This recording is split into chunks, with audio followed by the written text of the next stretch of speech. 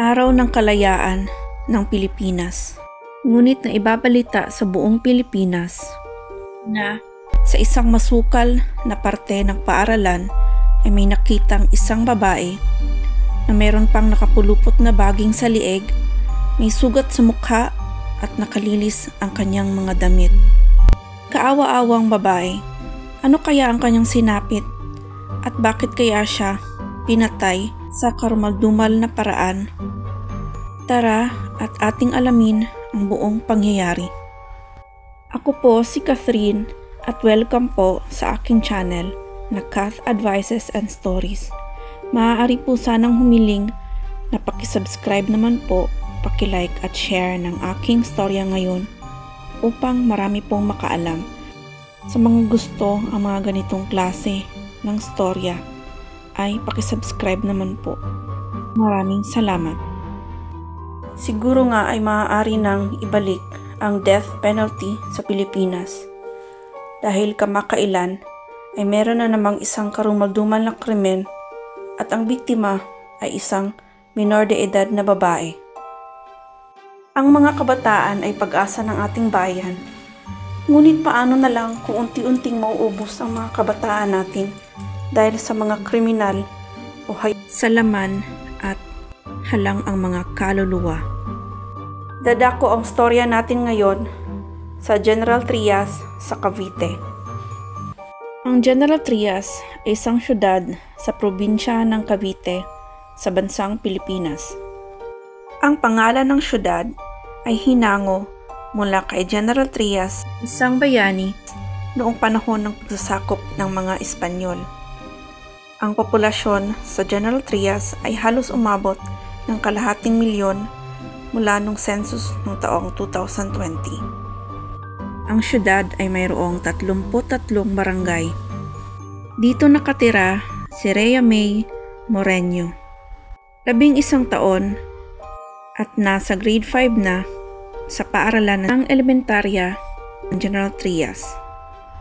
Si Rhea May ay inilalarawan ng kanyang mga kaibigan, kapitbahay at mga magulang bilang masayahin, mabait at mapagmahal na anak at kaibigan. June 10, 2024 ay nasa labas si Rhea May o Amay at marahil ay naglalaro nung bigla na lang siyang inutusan upang bumili ng sigarilyo sa tindahan. Ngunit nakauwi na lang ang kanyang ama ay wala doon sa bahay si Rhea May. Dagling tumawag ang ama ni Amay sa kanyang asawa na nasa Manila noon upang magtrabaho at ibalita na nawawala ang kanilang anak na si Amay. At kinaumagahan ay dali-daling naghanap sa kung saan man ang ama ni Amay. Napahagulgol at hindi malaman ng kanyang ama at kanyang ina sa kung saan nila hahanapin ang kanilang nawawalang anak na si Amay.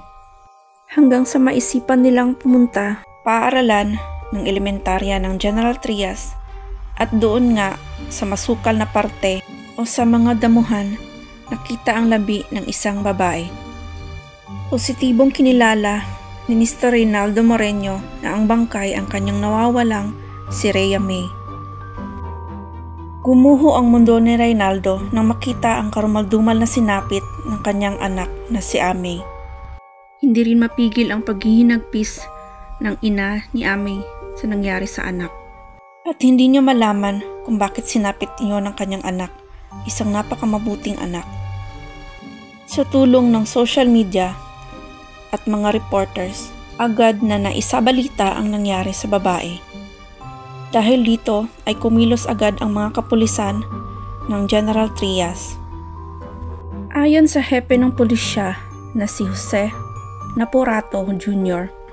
ay nakilala nila ang isang tricycle driver at naisiwalat sa kanila na nakita niya si Amay gabi ng June 10 na inuutusan daw ng sigarilyo ng kanilang kapitbahay.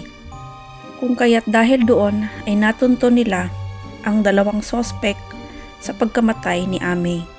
Maraming salamat sa tricycle driver na ito at hindi nag-atubili na tumulong sa babaeng namatay. Idinagdag ni Hepe Jose na magmula nung namatay si Amey ay hindi na nakita sa lugar ng General Trias at hindi na rin raw nagtrabaho sa kanyang pinapasukang construction area. Ang kapitbahay na ito na isa sa mga suspect sa pagkamatay ni Amey. Ayon pa rin kay Hepe Naporato na ang ikinamatay ni Amey ay asphyxia due strangulation at may nakita silang laceration o laslas sa pribadong bahagi ng katawan ng bata at ito umano ay ginahasa. Pinangalanang si Chester J. Pobadilla, 22 anyos, isang construction worker, at isang Alex Bagalaksha, 38 anyos. Ayon kay Chester J. na nangyari daw ang krimen sa loob ng paaralan. Pagkatapos niyang utusan ng sigarilyo si Amey ay kinaladkad daw nila ito papunta sa loob ng paaralan. Ang paaralan pala ay merong butas o lagusan sa bandang gilid nito ayon pa ni Hepe Jose ng General Trias. At doon daw sila pumasok. Napag-alaman na itong si Chester J. ay sobra ang kalasingan dahil kaarawan daw iyon ni Alex Bagalaksha na pareho ding lasing ng gabing iyon. Itinatanggi niya sa mga kapulisan na ni-rape niya di umano si Amey. At ang tanging gumalaw sa bata ay si Alex lamang. Ngunit hindi ito pinaniniwalaan ng mga kapulisan. Ang pahayag naman ni Alex ay wala raw siyang ginawang masama sa bata at hindi rin niya ito ginahasa. Idinadawit lang daw siya ni Chester J. dahil sinisingil niya ito sa kanyang mga utang. Ni hindi nga daw sila magkasama ni Chester at hindi nga daw niya rin ito inihatid pag-uwi. Ngunit kalaboso na sila at wala na silang magagawa. At ngayon ay nakapiit na sila sa kulungan ng General Trias. Tinanong ng kapulisan si Chester kung bakit nila ginawa yun sa bata, kung meron ba silang galit sa bata o sa magulang ng bata. At ang tanging naisagot lamang ni Chester sa mga kapulisan ay pinagtripan lang daw nila ang bata. Nahaharap ngayon sa kasong rape with homicide ang dalawang akusado na sina Chester at si Alex. At bagamat umamin si Chester sa kanyang kasalanan, ay umaasa sa pagpapatawad ng mga magulang ni Amey. At ako ay talagang nasusuklam sa kanyang pahayag na ito at ang kapal talaga ng kanyang mukha. Kawawang Amey, marami pa sana siyang mga pangarap na aabutin, pagsisilbihan pa sana ang kanyang mga magulang. Pero dahil sa mga demonyong ito ay hindi na kailanpaman mangyayari at matutupad ang mga pangarap ng kaawa-awang batang ito. Sobrang paghihinagpis ang itinudulot ng pangyayaring ito sa mga magulang ni Amey at ipinangako nila sa kanilang anak na hindi sila titigil hanggat hindi nila makuha ang katarungan. May pakulong ng habang buhay ang dalawang sospek na gumahasa at pumatay sa kanilang pinakamamahal na si Amey. Muli ay sana po maging babala na naman ito sa lahat ng mga minor de edad na kabataan at kahit sa mga dalaga na, sa lahat ng mga kababaihan na mag-ingat palagi lalong-lalo na kung gabi. Dahil naglipa na sa mundo ang mga masasamang tao. At maging paalala din sana ito sa mga magulang na kapag dumilim na ay wag na wag ninyong papabayaan na hindi niyo nakikita sa loob ng bahay ang inyong anak.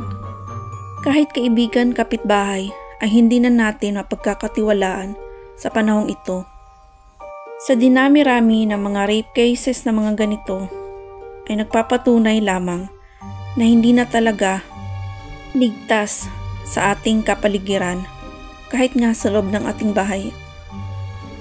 Muli maraming salamat po sa mga nanonood at patuloy na tumatangkilik sa aking channel. Magandang araw po sa inyong lahat at mag-ingat po kayo palagi. Huwag niyo po sanang kalimutang mag-subscribe. Huwag po kayong mag-atubiling Mag-iwan ng inyong mga komento o suhestyon sa ating comment box. Ito po ulit si Catherine at see you on my next video.